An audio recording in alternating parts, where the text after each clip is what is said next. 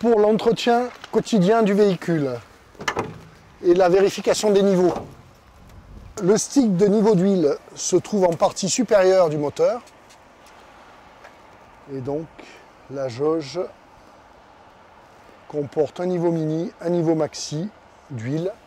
Donc, s'il est nécessaire de compléter le niveau d'huile, il faudra remettre de l'huile par cet orifice en enlevant ce bouchon.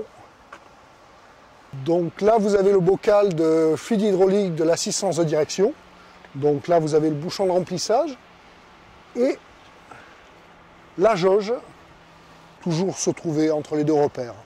Ici, vous avez la broche de remorquage du véhicule qui vient se fixer ici pour pouvoir remorquer le véhicule.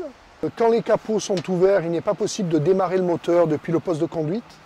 Donc seul le conducteur ou un intervenant du service technique pourra démarrer le véhicule par ce bouton et arrêter le moteur par cet autre bouton. Le niveau de liquide de refroidissement se trouve à peu près à mi-hauteur du réservoir et le remplissage se fait par ce bouchon. Le contrôle du niveau d'huile du ventilateur hydrostatique.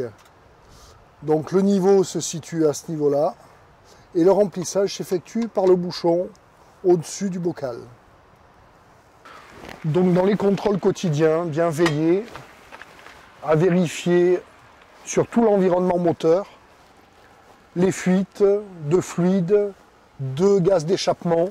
Ici, vous allez trouver les batteries avec la prise type Fenwick et les fusibles de puissance, ainsi qu'à l'arrière des batteries, le coupe-circuit manuel.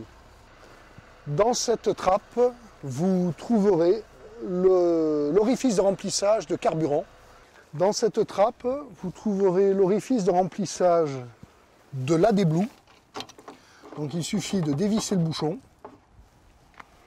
Sur le quint en face avant, on retrouve le réservoir de liquide lave-glace, le réservoir et la pompe du graissage centralisé des éléments de suspension,